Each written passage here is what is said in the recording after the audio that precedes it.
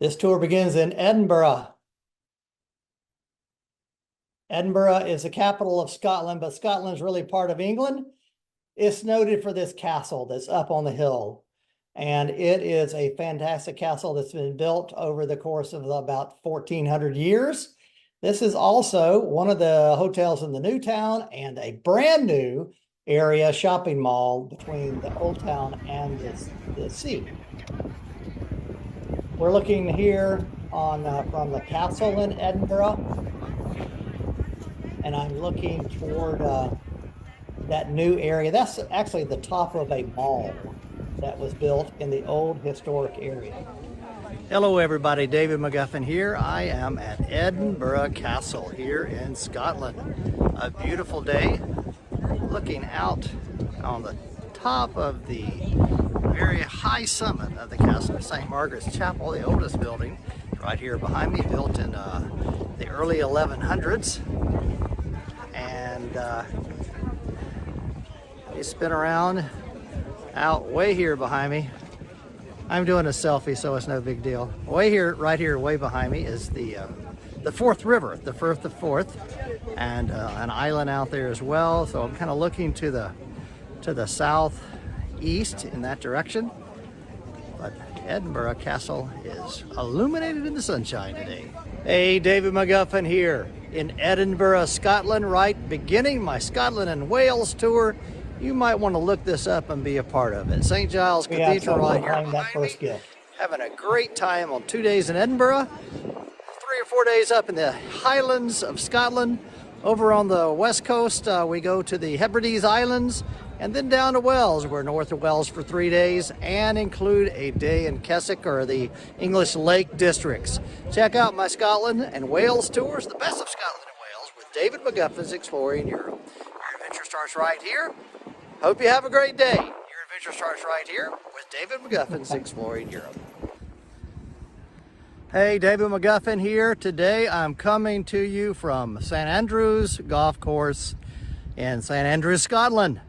It is, the last couple of days of June 2022, and here on July 10th, just in about 12 days from now, the 150th version of the Open will occur right here at St. Andrews. St. Andrews is also famous for being a town and a monastic site as well. And of course, you can see a beautiful sandy beach, which is uncommon as well in that part of Scotland. This is the burnt out monastery and church there in St. Andrews that in the time of Oliver Cromwell in the late 1400s, the monasteries and churches were kind of proclaimed desolate and burnt down. My friend John, standing there on the bridge on the 18th hole of St. Andrews.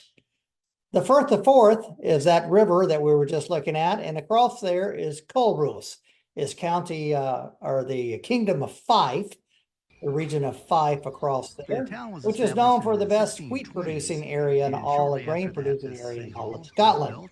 It's also a quaint little town on the river that has a rich history.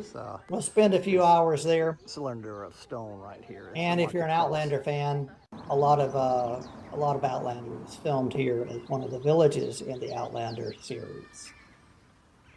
This yellow building coming back, believe it or not, is a castle, manor house of the noble family. And every town in Scotland has a Mercat cross or a market cross. And this is it. And it has a specific symbol on it all over Scotland as well. Somewhere along the way in Scotland, you've got to have a visit to a distillery. And this particular one's in near Pitlarky called Blair Athol Scotch whiskey. But there are many of them that we go to all along the area in the north part Highlands of Scotland.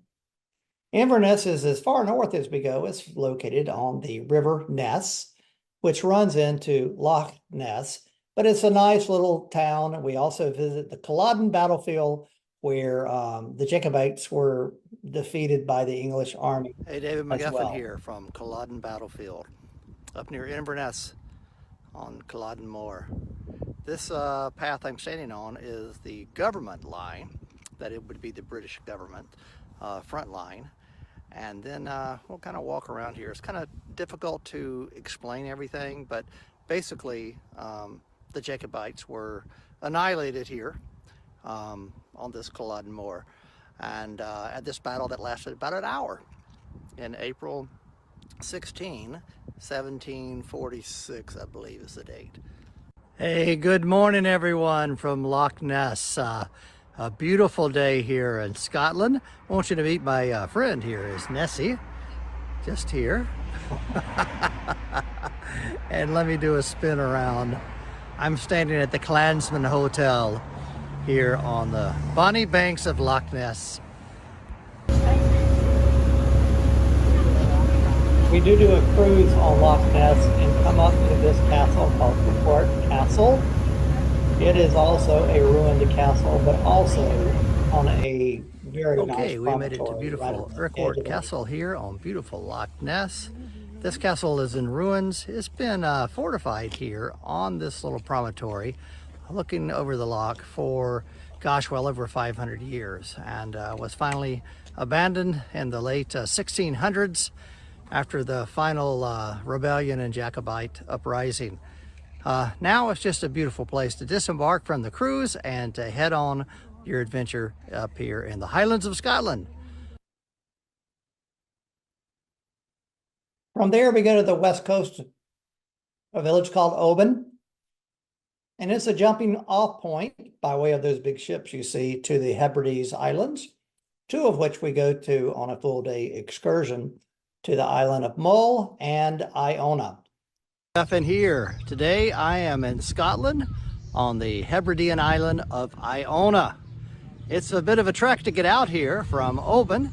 We took a couple of ferry boats and have finally in a bus and finally arrived here. And this is the Abbey of St. Columba. Columba established this abbey in the middle 500s, and it's known most importantly as being a monastic settlement and also the place where the Book of Kells was penned as well. Hope you enjoy this look around Iona Abbey here in Scotland. The Book of Kells is now on display in Trinity College in Dublin. We eat some good food up there. Leslie wouldn't like it because it's mostly seafood, but there's some good food in Oban.